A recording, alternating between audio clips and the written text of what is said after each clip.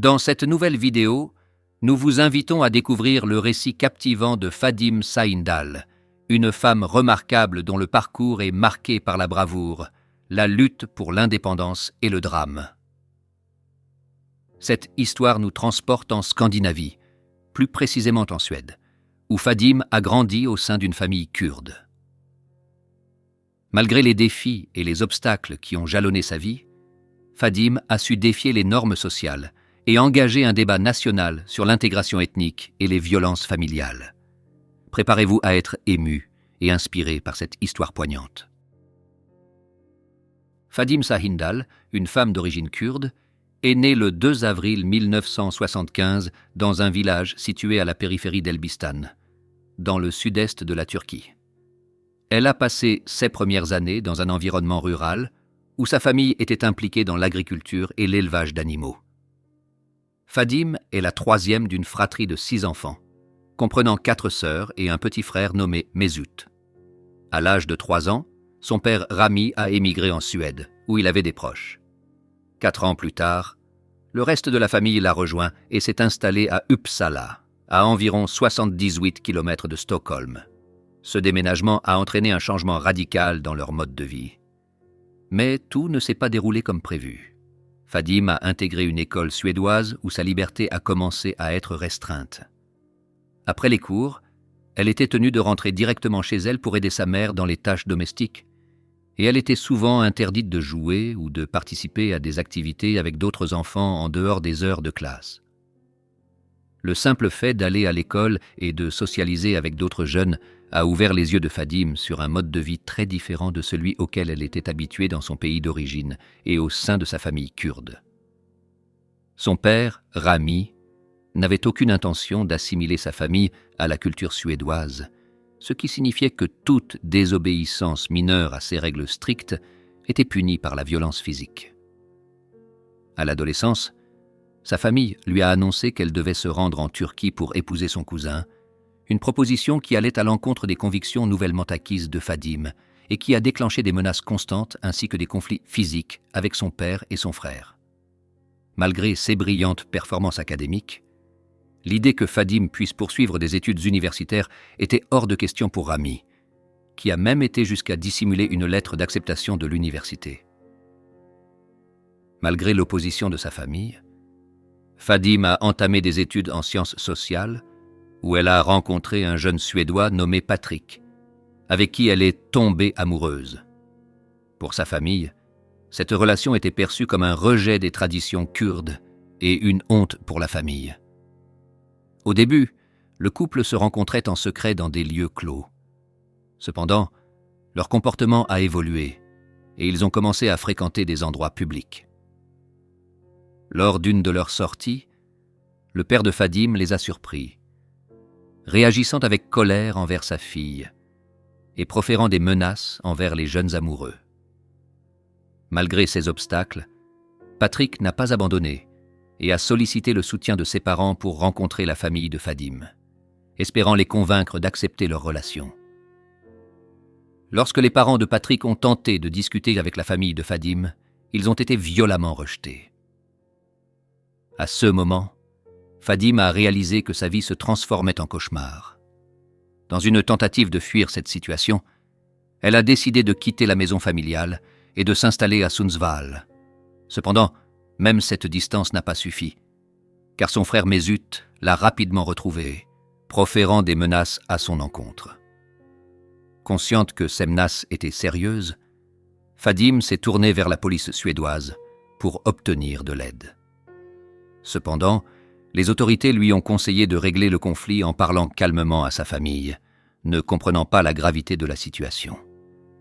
Déterminée à se faire entendre, Fadime a décidé de médiatiser son histoire.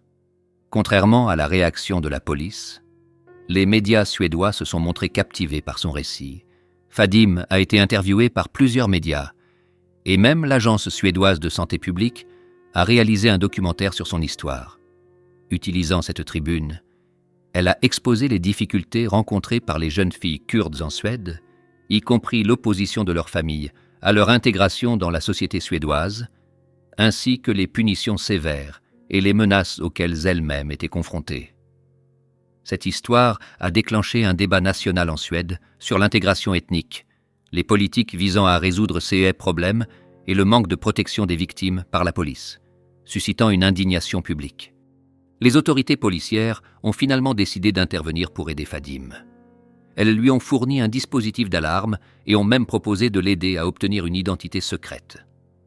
De plus, elles l'ont accompagné pour déposer plainte contre son père et son frère, qui l'avaient menacé de mort. Les deux hommes ont été traduits en justice. Lors du procès, Rami et Mesut ont proféré des insultes à l'égard de Fadime, l'accusant à plusieurs reprises de comportements immoraux et la menaçant de mort. Mesut a même tenté de l'agresser physiquement dans la salle d'audience. Les deux hommes ont été reconnus coupables. Rami a écopé d'une amende et Mesut d'une peine avec sursis. Cependant, peu de temps après, Mesut a récidivé en agressant à nouveau sa sœur, ce qui lui a valu une peine de 5 mois de prison. Pour Fadime, cette victoire a été à la fois soulageante et amère. Elle a retrouvé une certaine normalité dans sa vie, mais a également perdu définitivement sa famille. Elle et Patrick avaient projeté de vivre ensemble, mais leurs rêves ont été brisés lorsque Patrick est décédé tragiquement dans un accident de voiture le 3 juin 1998. L'enquête n'a révélé aucun élément prouvant un acte intentionnel. Les restes de Patrick ont été enterrés à Uppsala, et Rami a tenté une fois de plus de contrôler la vie de sa fille en lui interdisant de se rendre sur sa tombe. C'est à ce moment qu'Annaline Pekul, une parlementaire kurde suédoise, est intervenue pour négocier un accord entre Fadime et Rami. Fadime ne se rendrait pas sur la tombe de Patrick en échange de l'engagement de Rami à cesser de la harceler. Malgré cet accord, Fadime était plus déterminée que jamais à poursuivre sa quête de justice et de liberté. Consciente que sa notoriété publique pouvait lui offrir une certaine protection, Fadime n'ignorait pas la détermination de son père à la harceler. Malgré cela, elle a continué à se faire entendre dans les médias, déterminée à sensibiliser sur la situation des Kurdes en Suède, y compris sa propre famille, qui choisit de rester isolée et refuse de s'intégrer dans la société suédoise. En parallèle de son activisme, Fadime poursuivait ses études en sciences sociales. 2 mois après son discours devant le Parlement, elle se préparait à partir en Afrique pour un stage de 6 mois au Kenya. Cependant, quelques heures avant son départ prévu le 21 janvier 2002, son amour pour sa famille l'a incité à faire un détour par Uppsala pour rencontrer sa mère et ses sœurs. Le rendez-vous était fixé dans l'appartement de sa sœur Songül. Fadime est arrivée vers 16 heures et a engagé une conversation agréable avec ses sœurs en attendant l'arrivée de sa mère, qui venait de subir une opération au pied. Malheureusement, cette dernière ne pouvait pas venir, alors l'une des sœurs l'a appelée. C'est Mesut, son frère, qui a répondu et a passé le téléphone à leur mère. Vers 19 heures, la mère de Fadime est finalement venue et les femmes ont joyeusement bavardé malgré l'absence d'une des sœurs. Mais vers 19h30, quelqu'un a sonné à la porte. Toutes ont pensé que c'était la sœur manquante. Mais en regardant par le judas, elles ont réalisé que c'était Rami. Elles ont éteint les lumières et maintenu le silence pour donner l'impression que personne n'était à la maison. Après 30 minutes de sonnerie persistante, Rami est finalement parti. Quelques minutes avant 22 heures, Fadime a dit au revoir à sa mère et à ses sœurs. Quand elle a ouvert la porte pour partir, son père était là, silencieux. Sans un mot, il l'a violemment tirée par les cheveux et lui a tiré 2 coups de feu, un dans la mâchoire et l'autre dans le front, avant de partir après l'avoir insultée.